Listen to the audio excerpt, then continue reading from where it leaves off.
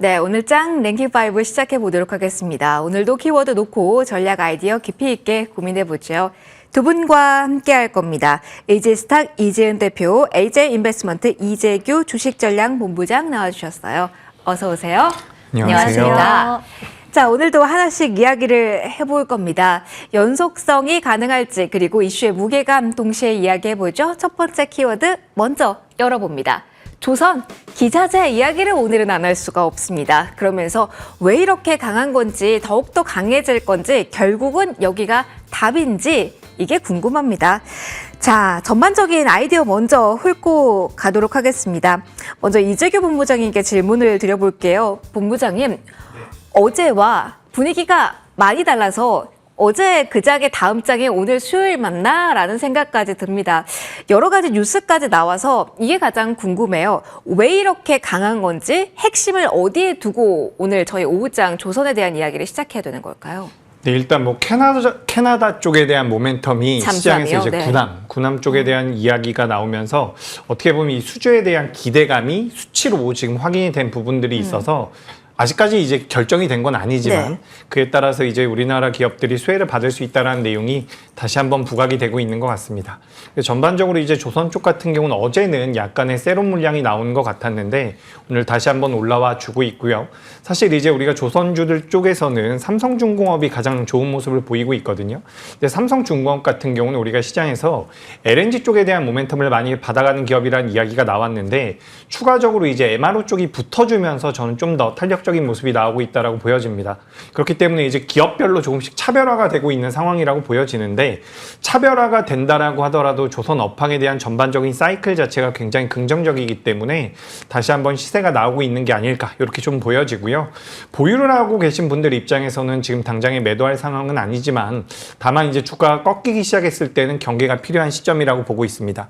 그리고 우리가 시장에서는 이 LNG 쪽에 대한 모멘텀을 가장 많이 받아가는 기업을 항상 삼성중공업이라고 이야기를 했었는데 제가 좀 이 수주 물량을 따져보니까 실제로 지금 삼성중공업보다 한화오션이 LNG 쪽에 대한 수주가 더 많아요. 네. 거의 비슷하지만 조금 더 많은 것 같거든요. 근데 이제 뭐 삼성중공업 같은 경우는 그 부유식 플랜트 쪽에 대한 모멘텀까지 받아가면서 전반적으로 LNG 쪽에 대한 주식 투자 관점에서 본다면 삼성중공업이 계속해서 좀 부여가 되고 있는 것 같습니다. 그래서 우리가 크게 봤을 때는 MRO 쪽과 LNG 쪽을 다 보실 필요가 있다는 말씀 드리고 오늘 보시면 좀 작은 기업들도 많이 변동성이 잘 나오거든요. 그래서 저는 개인적으로 얼마 전부터 오히려 기자재 쪽을 좀 보시는 게 어떨까라는 의견 드리고 있거든요. 아무래도 밸류에이션적인 부분에서는 중소형주들 같은 경우도 매력적인 부분들이 있기 때문에 이제 조선주가 완벽히 끝났다라고 보진 않고 있고 다만 꺾였을 땐 무조건 대응이 필요하다. 하지만 지금 신규 매수의 관점으로 보신다면 전 규모가 좀 작은 기업들 위주로 보시는 게 어떨까 이렇게 의견 드리겠습니다. 언제 우리가 본부장님 꺾였다라고 생각을 해야 돼요? 저희가 최근 2, 3개월 이 안에서도 조선주 이제는 이탈인가 이제는 수익을 어느 정도 확정하자라는 분위기가 나왔지만 또 되살아나고 이 패턴이 이어지고 있어서 꺾였다 언제 꺾이나는 이 포인트를 잡아야 될지 많이 헷갈리실 것 같아요. 그러니까 저는 좀 이렇게 말씀을 드리고 싶어요. 네. 사실 이제 투자하시는 분들 입장에서 가장 어려운 게 이런 거일 것 같아요. 그러니까 우리가 지금 조선주를 보는 관점이 이렇게 좀 정리를 드릴게요. 주가가 밀리면 매수의 기회는 아니라고 저는 본다라는 거죠. 그러니까 우리가 너무 업황 자체가 좋고 업황 자체가 저평가가 되어 있다라고 한다면 밀렸을 때는 매수의 기회입니다라고 이야기를 하는데 지금 만약에 조선주들이 밀린다면 저는 매수의 기회는 아니라고 본다라는 거죠. 그러니까 지금 만약에 밀리면 꺾일 수 있다라는 것을 염두할 필요가 있다라고 보고 있고 만약 기업들마다 좀 다릅니다. 지금 삼성중공업 같은 경우는 추가 상승의 여력도 있고요. 뭐 HD 현대미포 같은 경우도 오늘 굉장히 좋은 모양새 만들어주고 있는데 현대미포는 뭐 두산 관련돼서 뭐 인수했었다라는 부분들까지도 부각이 되고 있지만 LNG 벙커링선 쪽에 대한 모멘텀이 부여된다라고 한다면 HD 현대미포 같은 경우도 저는 좋다라고 봐요. 그러니까 기업들마다 가지고 있는 장점을 우리가 계속해서 체크할 필요가 있는데 여기서 꺾인다라는 것은 제가 기업들마다 다 다르기 때문에 뭐라고 딱 말씀드리긴 어렵지만 대체적으로 오늘 조선 업황 자체가 올라오고 있기 때문에 오늘의 시초가를 이탈한다라고 하면 전 단기적으로 꺾일 수 있다라고 이렇게 좀 정리를 드리고 싶습니다. 그러니까 과거에는 밀리면 매수의 기회입니다라고 말씀드렸다면 지금은 밀리면 조심해야 된다. 전 이렇게 의견 드리겠습니다. 시초가가 무너지는지 팁까지 주셨습니다. 추가로 궁금해하실 것 같아서 전반적인 타이밍에 대한 질문도 좀 이어가 봤습니다. 잠수함에 대해서 조금 더 깊이 있게 이야기를 해볼까요? 이재은 대표님과 이게 새로운 이슈니까요. 미국발 모멘텀은 많이 이야기를 했는데 오늘 장에서 캐나다 잠수함 수주에 대한 이야기에 그 기대감이 고조되고 있어서 이걸 얼마만큼 활용할 수 있을지 궁금해서 여기에 대해 질문을 좀 가져가 보려고 합니다. 결국은 한화 그리고 HD현대 이렇게 압축해서 기대감을 가져가도 되는 걸까요? 아직 무언가 확정되지 않는데 가파르게 시장이 반응하고 있을 때 이것 또한 떨리거든요. 어떻게 무게감 지금 집중해서 분석을 해볼 수 있을까요? 네, 일단 캐나다 정부 쪽에서 강조한 부분은 빠르고 정확한 납기를 이야기를 했기 때문에 네. 우리나라 안에서 이렇게 원팀 코리아식으로 해서 팀을 구성해서 할 가능성이 좀 크다라고 시장에서는 판단을 하고 있고요. 캐나다 잠수함 관련돼서는 저는 기대 심리가 상당히 좀 크다라고 보는 게 지금 12척이기도 하고 지금까지 규모로 봤을 때 방산 쪽의 이 규모에선 가장 크기도 하고 또 캐나다와 함께 여러 가지 입원일을 필두로 해서 이게 잘 된다라고 했을 때는 더 사업성인 측면에서 시너지 효과를 발휘할 수 있는 여러 가지를 좀 구축해 나가겠다라고 이야기를 했습니다.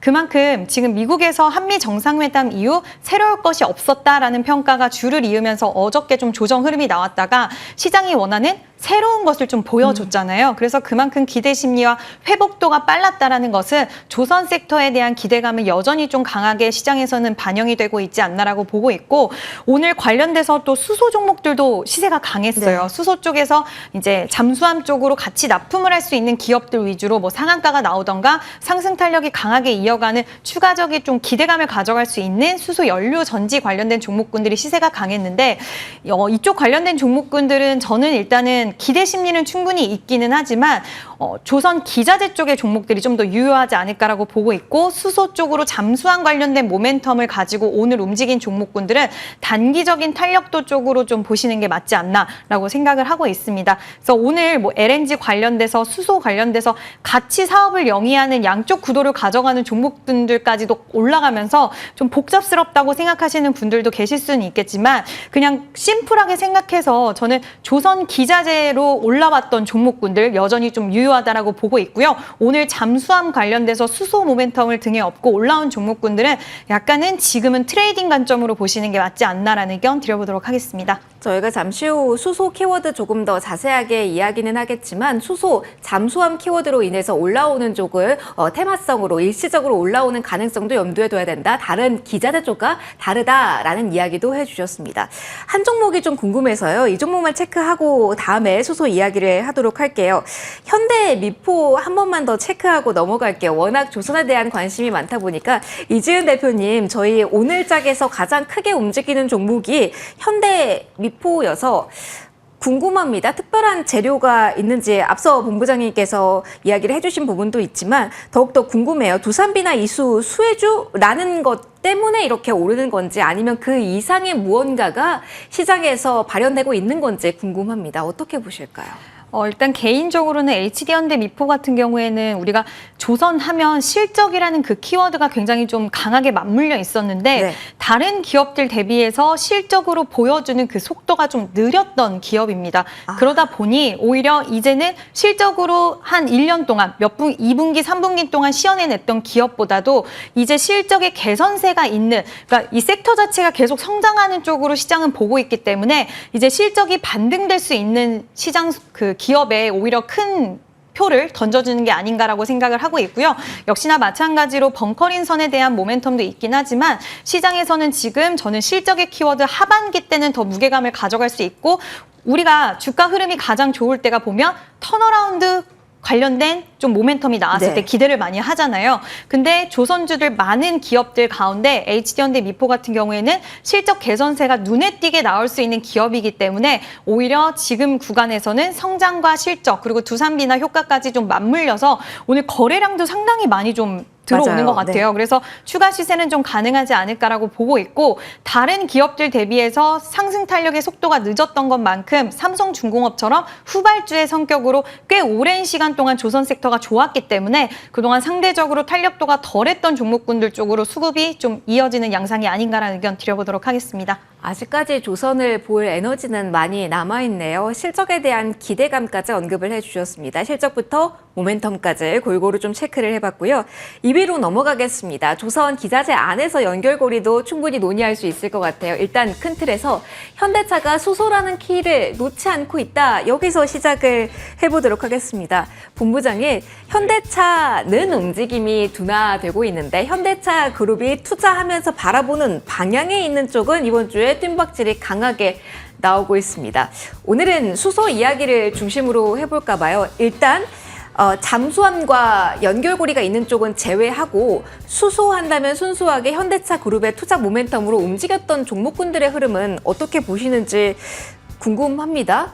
투자 모멘텀으로 강했다가 오후장에는 물음표가 생기는 종목들도 본부장이 꽤 있습니다. 네. 이렇게 되면 어떻게 해석을 해야 되는 걸까요? 일단 뭐 현대차 쪽에 대한 모멘텀보다는 잠수함에 대한 모멘텀이 좀 더 강했던 것 그게 같아요. 더 강했다. 그렇기 때문에 우리가 이제 현대 쪽에 대해서 수소가 나오는 내용들 같은 경우는 사실 몇 년 전부터 있었던 내용들이긴 하거든요. 그래서 현대차 그룹에서 수소 쪽에 대해서 투자를 하겠다라고 이야기가 나올 때마다 변동성이 나왔는데 오늘은 그래도 우리가 그 잠수함 쪽에 좀 그 명분을 줘야 되지 않을까라는 아하. 생각이 듭니다. 그래서 잠수함과 관련돼서 범한 퓨얼셀이 가장 대장주의 역할을 해주고 있고 시가총액으로는 두산 퓨얼셀이 가장 좋은 모양새를 만들어주고 있는데 말씀하신 것처럼 이제 윗꼬리가 좀 달리고 있는 상황이에요. 그리고 우리가 상하프론테크라든지 일진아이솔루스 같은 경우는 또 이제 잠수함 쪽보다는 말씀하신 대로 뭐 넥소라든지 현대차 그룹 쪽에 대한 수혜를 받을 수 있는 기업들이거든요. 뭐 대표적으로 일진아이솔루스라는 기업이 있는데 일진아이솔루스 같은 경우도 오늘 장 초반에 좀 올라오다가 현재는 마이너스 전환이 됐습니다. 네. 그렇기 때문에 현대차 그룹과 관련되어 있는 내용으로 수소 쪽이 움직였다라고 보기보다는 조선이 워낙 아침부터 좋았잖아요. 그래서 조선 쪽에서 투자 아이디어가 좀 파생돼 나오지 않았나 저는 그렇게 좀 보여지거든요. 다만 이제 이 수소와 관련되어 있는 사업을 영위하고 있는 기업들 같은 경우는 지금 어쨌든 시장에서 부각이 안 된 지가 굉장히 오래된 것 같아요. 맞아요. 그렇기 때문에 이제 거래가 붙으면서 시장에 관심이 좀 붙어주면 이제 트레이딩 관점으로는 전 적합할 수 있다라고 보여지거든요. 그러니까 저는 지금 이제 우리나라 종합주가지수가 오늘도 다행히도 뭐 장후반부로 오면서 코스피 같은 경우도 살짝 올라와 주는데 전반적으로 우리가 남아있는 2025년도에는 업종 기준이나 그리고 종목별 양세가 좀 더 가속화될 가능성이 높다라고 보여지거든요. 그렇다라고 한다면 소테마를 만들면서 움직이는 종목군들이 많아질 가능성이 높다라고 보여지기 때문에 전 수소 쪽 같은 경우는 지금부터는 그래도 체크가 필요하다. 어쨌든 우리가 종목군을 보유하고 계시거나 매매를 한다라는 입장에서 봤을 때 거래 대금이 언제 들어올지 모르는 게 가장 힘들거든요. 네. 근데 지금 수소 쪽 같은 경우는 거래 대금이 한번 많이 붙어줬기 때문에 지금부터는 관심이 필요하지 않나라고 생각이 되고 거기서 우리가 굳이 탑픽을 정하거나 굳이 관심 있는 쪽을 좀 더 압축해 본다면 잠수함 쪽과 관련이 되어 있는 범한 퓨얼셀이라든지 대형주 위주로는 두산 퓨얼셀 같은 경우를 보실 필요가 있겠다라는 의견 드리겠습니다. 오늘 거래가 붙은 쪽 위주로 압축해서 트레이딩 전략 이야기를 해주셨습니다. 이준 본부장님과도 이야기를 해봤고요. 대표님과도 이야기를 해보죠. 이준 대표님, 그러면 수소에 대해서 잠수함 키워드가 붙은 쪽은 어떻게 해야 되는지 앞서 조선 기자재 쪽에서 팁을 주셨는데요. 그럼 타이밍이 궁금해요. 현대차 그룹의 뭐 투자를 다시 한번 끌고 온다면 어제까지가 로봇이었고 이게 수소로 간 건지 아니면 청정 에너지를 중심으로 해서 태양광, 수소, 풍력 이쪽에서의 흐름으로 봐야 되는 건지 그 흐름 잡기가 헷갈리거든요. 대표님은 어느 쪽으로 흐름을 잡고 계실까요? 일단 잠수함이 맞는 것 같고요. 아, 잠수함이다. 네. 기승전 잠수함이네요. 네, 일단 저는 잠수함이 맞지 않을까라고 보고 있고 사실 어제 이제 투자 관련된 이슈가 나왔을 때 로봇주들이 굉장히 시세가 강했는데 로봇주들은 하루 이틀 전부터 해서 여러 가지 재료와 모멘텀이 좀 나온 상태에서 그거를 확인시켜주는 정점이 나온 부분이라고 저는 생각을 하고 있는 게 물론 이게 명확하진 않겠지만 뭐 노랑봉투법 관련돼서 이제 로봇에 대한 수요가 올라갈 것이다라는 시장의 기대 심리가 있었고 또 정부 정책 관련돼서 휴머노이드 로봇, AI 산업을 더욱더 육성을 빠르게 할 것이다 라는 얘기도 그 전에 있었는데 우리가 그러면 생각할 수 있는 게 대기업들이 앞으로 로봇에 대한 적용이라든지 이런 것들이 빨라지고 기대할 수 있는 부분이다라고 생각을 할 때 마침 현대차에서 로봇 쪽으로 투자하고 공정에 좀 더 속도를 이제 투입을 하는 속도를 빠르게 낼 것이다라는 이야기를 해줬습니다. SK온도 마찬가지로 이제 로봇이라든지 이런 자동화에 대한 수요를 올릴 것이다라는 이야기를 했는데 시장이 기대하고 시장이 이야기했던 부분을 한번 확인을 시켜주면서 그게 시너지 효과로 로봇주들의 상승 탄력을 같이 좀 끌어당기는 이런 시나리오가 상당히 잘 연결이 됐다라고 보고 있는데 수소 같은 경우에는 물론 청정 에너지에 대한 모멘텀이라든지 이런 부분들이 여전히 유효하긴 하지만 다들 생각하실 거예요. 좀 약하다라는 부분 그리고 정부 정책 관련돼서도 뭐 에너지 고속도로라든지 신재생 에너지 관련된 이야기 지속적으로 나오고 있지만 이것만 가지고 앞으로 우리가 계속 종목들을 끌고 나가기에는 동력이 좀 상대적으로 약하다라는 부분. 그래서 수소 관련된 이야기는 계속적으로 나올 수 있긴 하겠지만 지금 당장 나온 모멘텀에 대해서는 잠수함 쪽으로 좀 더 무게중심을 둬야 되지 않을까라고 보고 있고요. 그래서 저도 마찬가지로 좀 단기 트레이딩으로 지금은 일단은 보는 게 맞지 않을까라는 의견 드려보도록 하겠습니다. 알겠습니다. 신재생으로 묶이기도 아쉬운 부분이 있고 오늘 수소에 대한 에너지는 잠수함에서 연결고리가 깊게 되어 있다라는 점까지 언급해 주셨습니다. 수소에 대한 이야기 여기서 좀 마무리를 하고요. IT 쪽으로 넘어가 볼게요. 오후장에 좀 기다리고 있는 그러면서 대비할 준비를 우리는 해야 되니까요. 자, 3위 IT로 꼽아봤습니다. 큰 틀에서는 엔비디아 실적 이야기 그리고 애플발 모멘텀 두 개 다 해볼 겁니다. 엔비디아 실적 이야기 먼저 해보도록 하죠. 우리 시간으로 내일 새벽 6시에 예정이 되어 있습니다. 실적 좋을 것이다 라는 기대 속에 월간의 목표 주가를 엔비디아에 대해 좀 상향 조정을 이미 한 상태고요. 그러면서 이제 코멘트에 주목을 하고 있죠. 본부장님께 먼저 좀 질문을 좀 드려볼게요. 오늘 반도체 흐름이 눈에 띄게 한 방향으로 흔들리지 않고 뭐 강하지 않는 이유는 엔비디아에 대한 경계감 때문이라고 봐야 되는 건지 그렇다면 엔비디아 실적 이후의 방향성은 조금 더 저희가 뚜렷하다라고 지금 가늠하고 포지셔닝을 할 수 있을지 궁금합니다. 오늘은 경계감 때문일까요? 그렇죠. 아무래도 경계감이 크지 않나라고 생각이 돼요. 어쨌든 전 세계에서 반도체 쪽에 대해서 가장 큰 영향력을 발휘하고 있는 게 엔비디아죠. 그래서 엔비디아의 실적을 좀 기다리고 있고 엔비디아가 이 중국향 수출에 대해서 어떤 결과물들을 받아냈는지 앞으로 어떤 방향성으로 흘러갈 것인지에 대한 코멘트라든지 앞으로 수요 쪽에 대한 이야기들이 나올 가능성이 높다라고 보여집니다. 뭐 실적적인 부분이라든지 우리가 어닝 퍼스탁이라고 하죠. 그 EPS 같은 경우도 잘 나올 것이다라고 예상이 되는데 과거의 서프라이즈율보다는 떨어질 가능성이 높다라는 이야기가 나오고 있거든요. 근데 이제 이런 이야기들은 사실 우리가 분석하기 나름입니다. 네. 뭐 실적이 안 좋게 나왔는데 앞으로 좋아질 것이다라고 분석이 되면 주가는 올라갈 수도 있겠죠. 그래서 저는 결국에는 내일 새벽에 마감될 엔비디아의 주가 흐름이 가장 중요하다라고 보고 있고 네. 그 엔비디아가 만약에 하락한다라고 한다면 우리나라 반도체 같은 경우도 어느 정도 조정이 나올 가능성이 높겠죠. 다만 현재 나오고 있는 우리가 객관적인 지표라든지 앞으로의 업황에 대해서 봤을 때에는 이제 이 하드웨어 쪽에 대한 수요는 지속될 가능성이 높다. 그렇기 때문에 쇼티지가 나오고 있는 부분들도 있다라고 이야기가 되고 있기 때문에 반도체가 안 좋을 것이다라는 말씀은 드리기가 좀 어려워요. 하지만 중요한 것은 우리 반도체가 뭐 상반기에 조선이나 방산이나 그리고 혹은 어제의 로봇 관련주들처럼 굉장히 탄력적으로 움직일 수 있을까에 대해서는 저는 살짝 의문부호가 붙습니다. 그래서 우리나라 반도체 같은 경우는 이제 엔비디아의 실적 이후에 방향성이 좀 나올 가능성이 높고 이 방향성이 굉장히 강하게 나오진 않을 거라고 저는 보여져요. 약간 둔화되는 모양새가 나오면서 자금 같은 경우는 좀 더 작은 종목군으로 옮겨갈 수 있지 않을까라고 생각이 돼서 반도체 같은 경우는 일단 엔비디아의 실적을 보시고 뭐 중장기적으로 보신다면 뭐 삼성전자 향 기업들 같은 경우는 여전히 매력적이라고 보여지니까 이런 부분들 체크해 보시면 될 것 같습니다. 엔비디아에서 그럼 여기서 한번 짚고 가죠. 앞서서도 저희가 로봇 이야기를 한번 하기는 했는데 엔비디아 쪽에서도 모멘텀이 나올 수 있는 부분이 있어서요. 워낙 한번 큰 모멘텀을 가졌던지라 슈어가도 다시 한번 이슈화될 수 있지 않을까 이게 궁금합니다. 앞서 차세대 로봇 두뇌를 엔비디아 쪽에서 공개를 하기도 했고요.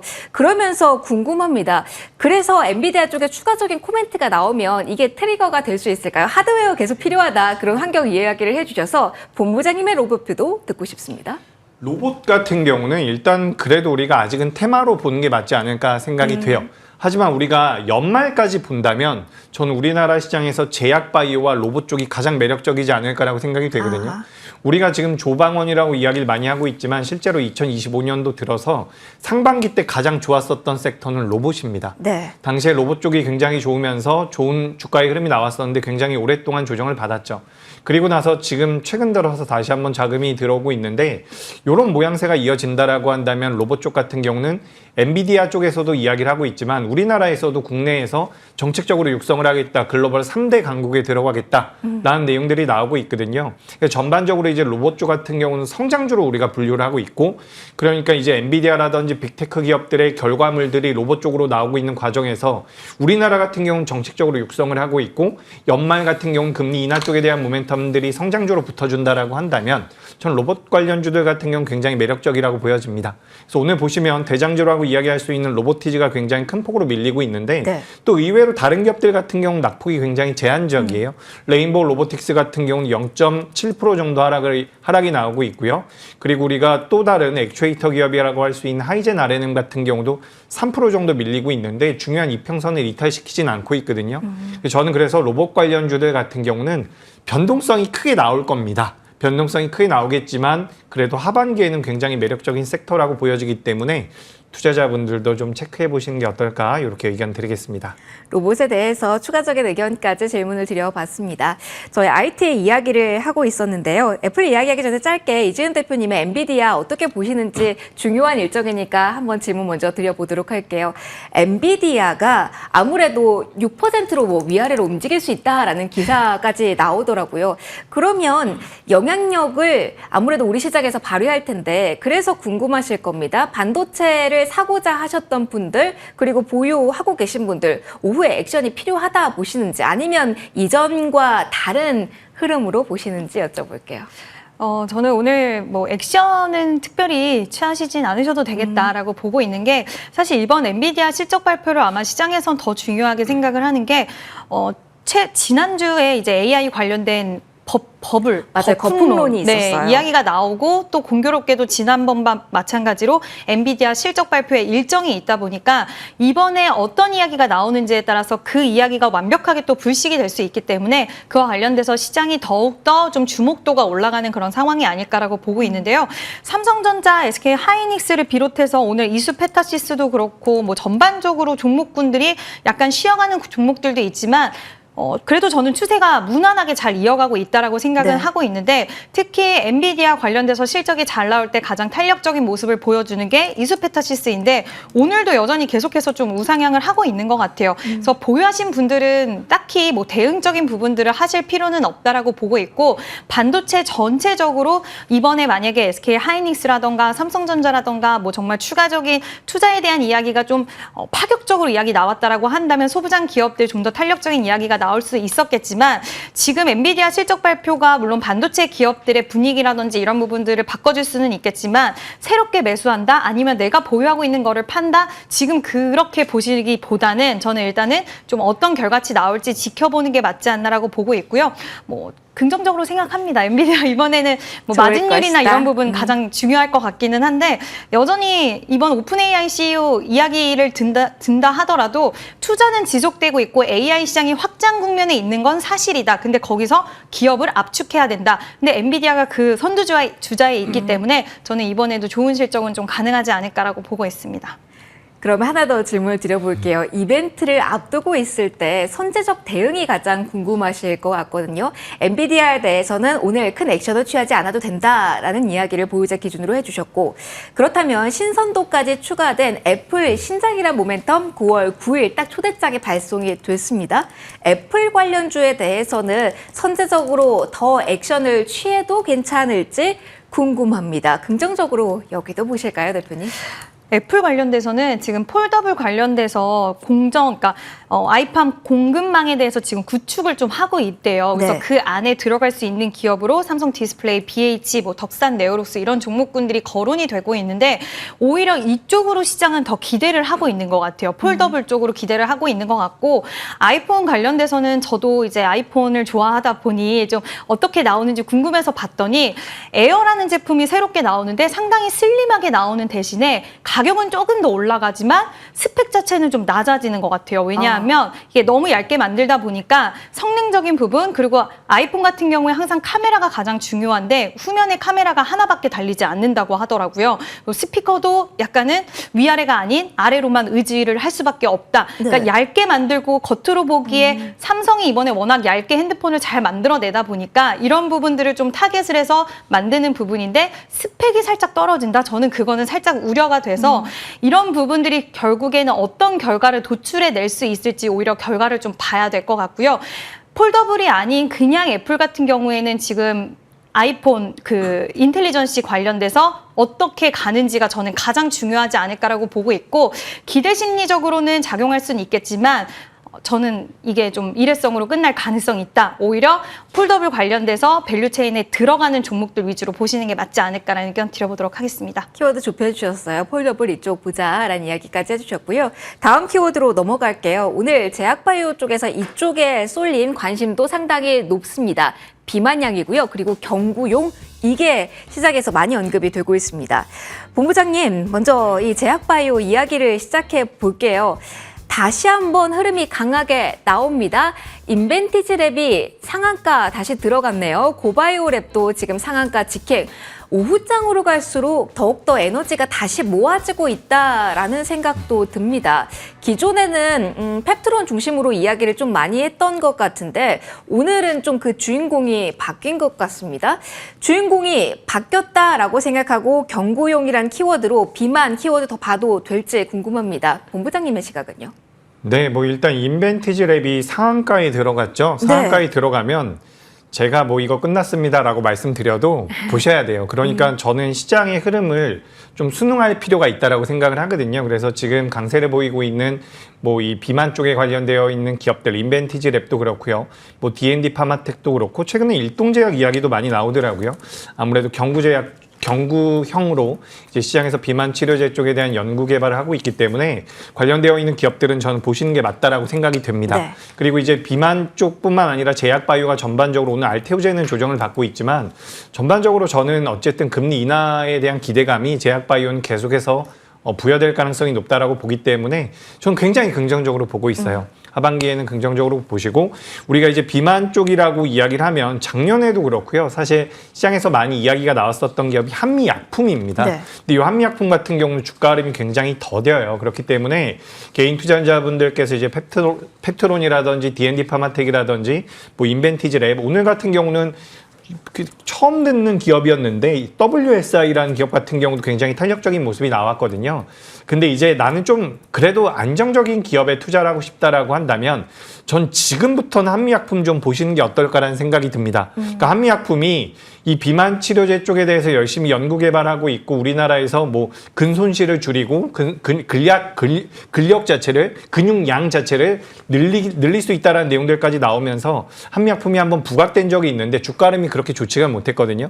근데 지금 보시면 아시겠지만 한미약품이 어떻게 보면 강력한 저항대를 살짝 돌파해주는 모양새가 만들어지고 있기 때문에 좀 규모가 크고, 나는 뭐 이 비만 쪽에 대한 모멘텀을 받아가기도 하지만 기본적으로 내재 가치가 좀 뛰어나고 매출이 나오는 기업 위주로 내가 투자를 해보고 싶다라고 한다면 한미약품 같은 경우도 굉장히 매력적일 수 있다라는 의견 드리면서 비만, 제약바이오 전반적으로 긍정적인 의견 드리겠습니다. 긍정적인 의견 주셨습니다. 너무 가파르게 움직이고 있는 쪽보다는 비만 키워드를 가졌지만 조금 더뎠던 종목에서 조금 더 지금부터 모멘텀을 기대해보자라는 이야기를 해주셨어요. 이재은 대표님과도 워낙 강력한 키워드이기 때문에 비만 이야기 좀 더 해볼게요. 고바이오랩도 오늘 상한가 들어간 상태잖아요. 균주 특허 등록 이슈로 오늘 강한 흐름이 나오고 있는데, 그럼 궁금해요. 이전에는 우리가 위고비, 마운자로 이 이야기를 주로 하면서 비만 공략을 했어요. 그러면은 지금은 과거에 있었던 키워드는 좀 잊고 새로운 것에 대한 발굴력을 키워야 되는 타이밍이 지금인지도 궁금하거든요. 어떻게 보실까요? 발굴력도 같이 키워야겠지만 기존의 종목군들도 같이 강합니다. 같이 갈 거다. 네, 오늘 인벤티지랩이 또 소식을 전해줬죠. 수수 소식이 나왔는데 일단 인벤티지랩 비롯해서 여러 가지 종목군 오늘 G2G 바이오도 같이 좀 강한 모습을 보여줬고, 이런 모습들이 이제 제 개인적인 생각으로는 이제 비만 치료제 관련돼서는 지금 위고비 그리고 마운자로까지 좀 상륙을 하면서 시장에서 비만 치료제가 우리가 작년까지만 하더라도 이 치료제 시장이 커진다 했지만 정말 실질적인 소비로 이어지고 그 부분이 굉장히 좀 탄력적인 모습을 보이다 보니까 이제 이게 예전 같은 경우에는 그냥 단순히 질병 치료로 처음에는 시장에서 상륙을 한다고 했지만 여러 가지 적응증도 확대가 되고 또 사람들이 그만큼 효과도 보고 관심도가 올라가면서 이 치료제 시장 자체 파이를 굉장히 크게 보고 있는 가운데 기술력을 1년 사이에 상당히 많이 좀 발전한 모습들을 보여줬습니다. 그러다 보니까 진화를 해서 경구용까지 가고 또 경구용에서 이제는 패치까지도 이야기가 나오는 상황인데요. 실제로 소비가 잘 이루어지고 있고 그 시장성이 커지고 또 우리나라 기업들 오늘 인벤치지랩 같은 경우에도 베링거와 ATA에 체결이 됐다라는 이야기가 나오면서 기업들이 기술 이전이라든지 여러 가지도 같이 시연해내고 또 자체적으로 기술을 만들어내고 있는 기업들도 레벨업되는 기술의 모습들을 보여주면서 이 비만 치료제 시장에 대한 키워드를 갖고 있는 종목들 모두를 좀 긍정적인 시각으로 보는 것 같아서요. 기존 관련된 종목군들도 이제는 끝났고 새로운 종목들이 올라갈 것이다라고 보시기보다는 비만 치료제라는 키워드가 갖고 있는 장악력이 시장에서 더 커졌다. 그러니까 예전에는 비만 치료제 하면 올라가는 종목들이 상당히 제한적이었는데 이제는 관련된 종목군들이 상당히 많아졌어요. 그러다 보면 시장이 좀 빠질 때 어려울 때 수급적인 부분들도 이동이 됐을 때 단순 테마성이 아니라 군집성을 가지고 같이 움직일 수 있는 그런 대형 섹터로 또 번모를 할 수 있기 때문에 오히려 비만 치료제 관련된 종목군들에게 긍정적인 평가를 줄 수가 있을 것 같고 그 안에서 순환매가 지속적으로 이어지지 않을까라고 보고 있습니다. 제약바이오 안에서 비만이 가진 잠재력 이야기를 해주셨습니다. 두 분 모두 에너지가 많이 남아있다라는 쪽으로 의견 주셨네요. 참고해 보시고요. 제약바이오 다음으로는 이쪽 보도록 하겠습니다. 2차 전지 이야기를 해볼 거고요. 오랜만에 ESS 키워드에 집중을 해보려고 합니다. 시장에서 여전히 에너지 자체에 대한 관심 높으니까요. 본부장님과 이야기해 볼게요. 테슬라가 자체 ESS 시스템에 탑재될 배터리 한국 업체에서 수급받는 안, 그러니까 1차 다음에 2차를 고려하고 있다라는 이야기가 돌더라고요. ESS 관련주에 뜀박질이 한번 강하게 그리고 어찌 보면 지금은 쉬어가는 구간입니다. 그래서 숨 고를 때 더욱더 지금 봐야 되는 건지 워낙 에너지에 대한 이야기를 저희가 계속하고 있어서 이슈 있는 ESS 어떻게 볼지 질문을 본부장님께 드려보도록 할게요. 네, 일단 우리가 미국 시장에서 ESS 쪽에 대한 모멘텀이 꽤나 오래전부터 이제 우리 시장에서도 이야기가 된 것 같아요. 우리나라 2차 전지 관련주들이 2차 전지 쪽에 대해서는 수익성이 좋지 않지만 ESS 시장이 성장을 함에 따라서 우리나라 기업들이 수혜를 받을 것이다라는 이야기가 나오고 있는데 미국 시장 기준으로 봤을 때 ESS 시장이 성장을 하는 건 맞는데 이게 폭발적으로 계속 성장할 가능성은 전 사실 좀 의문부호가 붙어요. 생각보다 더디게 성장할 수도 있다라고 분석이 나오고 있는 부분이 뭐냐면 2024년도에서 2025년도 때 너무 폭발적으로 성장을 한 거죠. 그러니까 작년부터 올해까지 넘어올 때 100만큼 성장을 했는데 내년에는 10만큼 성장을 한다면 시장에서는 모멘텀 자체가 좀 약화될 가능성도 있다라고 저는 보여집니다. 그렇기 때문에 ESS가 붙는다라고 해서 무조건 올라간다라는 관점은 좀 어렵고 다만 2차 전지 같은 경우는 전반적으로 지금 반등이 좀 강하게 한번 나왔다가 다시 한번 눌림이 나오고 있거든요. 오늘도 제가 이야기 드리면서 보고 있는데 LG 에너지 솔루션 같은 경우도 좀 음봉이 나오고 있어요. 이런 식으로 진행이 되면 저는 조정이 좀 나올 가능성이 있다라고 보여지거든요. 가격 조정과 기간 조정이 한 달 정도는 지속될 가능성이 높다라고 보고 있기 때문에 만약에 2차 전지 쪽에 대해서 내가 투자를 해보고 싶다라고 한다면 지금부터는 철저히 분할 매수의 관점으로 보시는 게 좋겠다라는 말씀 드리고 싶고요. 전반적인 2차 전지 업황 자체는 저는 개선이 될 가능성이 높다라는 의견을 드립니다. 알겠습니다. 조금 더 길게 봐야 되는군요. 2차 전지에 대한 이야기까지 담아봤고요. 랭킹5 오늘 여기서 마무리해야겠네요. 이지은 대표, 이재규 본부장 두 분과 함께했습니다. 고맙습니다.